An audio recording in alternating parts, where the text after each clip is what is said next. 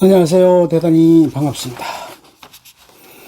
한국경제의 기책자들 10 최정건, 최정현 SK그룹 창업회장 하-2 이항구 해외 유전 개발 사업에 뛰어들어 최정현 SK그룹 선대회장은 한국고등교육재단 장학생들에게 장학증서를 수여하는 등 인재를 유난히 아꼈다. 성경은 유공인수를 계기로 국내 최대의 석유 제품 판매업체인 주흥국상사의 경영권도 확보했다. 흥국상사는 1965년 2월 10일 자본금 1,000만 원으로 설립된 개인사업체였다. 그러나 1969년 6월 걸프가 586만 달러의 현금 차관을 공유하면서 전 주식의 25%를 인수하고 경영권을 확보했다. 1972년 12월 유공이 한국상사의 전 주식을 인수해서 유공의 자회사로 만들었다. 한국상사는 1980년 말 시점에 매출액 2,104억 원, 매출이익 6.53%의 초우량 기업이었다. 1982년 1월 자본금 10억 원의 유공해운을 설립하고 그해 6월과 7월 25만 톤급 대형 유조선 아나벨라호와 아스텔라호를 파나마로부터 용선해서 취약했다. 사우디아라비아의 라드라누라항에서 원유를 선적해서 정유시설이 있는 울산항으로 수송하기 위함이었다. 또한 같은 해 7월에는 아시아상선으로부터 26만 톤급 초대형 유조선인 코리아스타호도 용선해서 원유 수송에 투입했다. 해외 유전 개발 사업도 이때부터 개시했다. 오일 쇼크는 안정적 원유 수급을 위해서는 직접 자원 개발에 나서야 한다는 교훈을 남겼다. 성경은 1980년 유공 인수 직후 지원 기획실을 설치하고 무자원 산유국 프로젝트를 가동한다. 기름 한 방울 나지 않는 나라를 산유국으로 만들어 에너지 안보에 대응하겠다는 청사진이었다. 신기로 개발하는 예멘의 마리브 유전에서 생산된 원유의 10%를 유공이 가지기로 사전에 예멘 정부와 컨소시엄 계약을 체결했다. 마리브 유전은 1985년 11월부터 개발정 시추와 생산시설 및 수송, 송유관 건설 등을 착수해서 1987년 12월부터 본격 생산에 돌입해 단기간에 성공한 케이스였다. 1988년 1월 20일 유공해운 소속의 Y 위너호가 마리브 유전에서 생산된 개발 원유 35만 배럴을 싣고 울산항에 입항했다. 그 와중에 계열기업 정리 작업도 추진했다. 1980년 9월 27일 정부는 대기업 집단의 주력기업 전문화 정책을 단행, 재벌들의 문어발 경영 해소를 촉구했다. 성경은 주력 사업을 섬유와 석유 사업에 한정하고 나머지 사업을 정리하기로 결정했다. 그 일환으로 해외 섬유의 월곡 공장은 주 성경에서 인수하고 동천 공장은 성경 마그네틱으로 넘겼다. 성경 복장은 주 성경에서 인수했으며 경영 실적이 좋지 못한 성경 반도체와 성경 마린은 폐업했다. 성경 기계 및 성경 목재와 중소기업 업종인 워커힐 여행사, 워커힐 교통, 성경 식품, 성경 유한은 매각 처분하고 지분 참여 형식으로 계열화했던 영남방 직원 지분을 매각했다. 최정현의 마스터피스가 된 SK텔레콤, 최정현 가운데 SK그룹 선대장은 호흡기 곤란을 겪으면서도 결국 한국 경제의 IMF 외환위기를 우려했고 얘기는 적중했다. 성경은 1980년부터 83년까지 총 11개 기업을 정리했다. 계열기업 수가 종래에 22개에서 11개로 대폭 축소되며 전두환 정부의 체면을 세워줬다.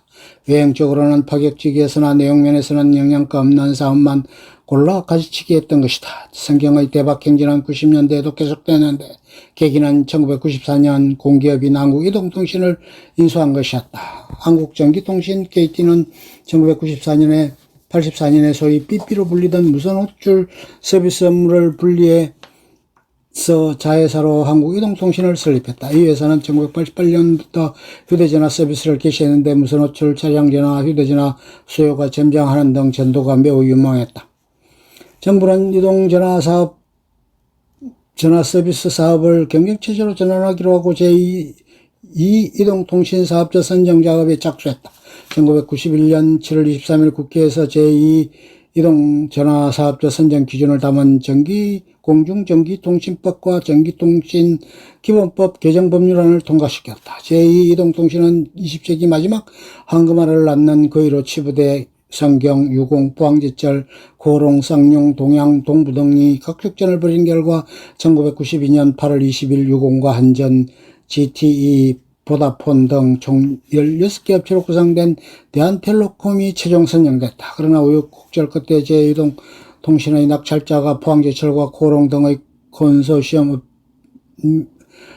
컨소시엄인 신세기통신으로 변경됐다. 임기 말의 노태우 대통령이 세계 전체의 판도에 변화를 가져올 수 있는 중요한 중대형 사업자의 자신의 사동기업을 선정하는 데 대해 김영삼 당시 민주당 대통령 후보가 반발하자 성경이 사업금 반납을 발표한 것이다. 성경 최종현 회장의 장남인 최태원과 노태우 회장의 장녀 노소영은 노 대통령의 취임 7개월 만인 1988년 9월 13일 청와대 영변관에서 결혼식을 올린 바 있다. 현재는 이혼 소송 중이다. 경영권 분쟁 없이 최태원 체제로 최종현 선대장 별세 후 SK그룹은 최태원 오른쪽 두 번째와 회장 체제로 재편됐다.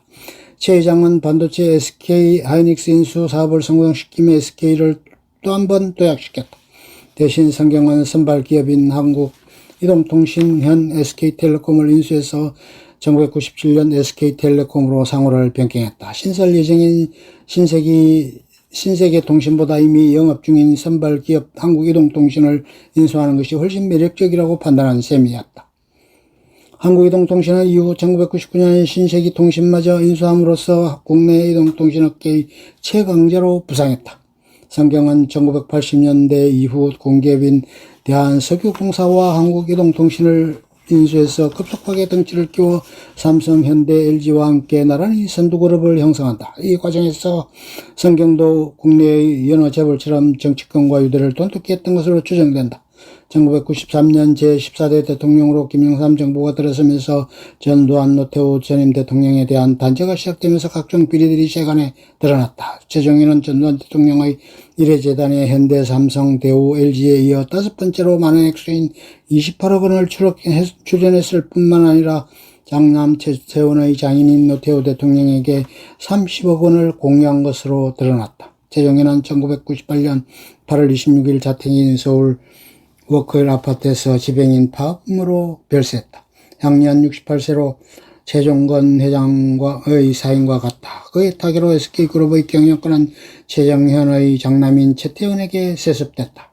최정현이 경영권에 대해 특별한 유언 없이 갑작스럽게 타계함에 따라 경영권 분쟁이 일어날 상황이었다. 그러나 경영권 세습 1순위 후보자인 최정근 창업회장의 장남 최윤원이 우리 형제 가운데 태원이가 가장 뛰어나다며 사촌인 최태원의 손을 들어준 것이 결정적이었다.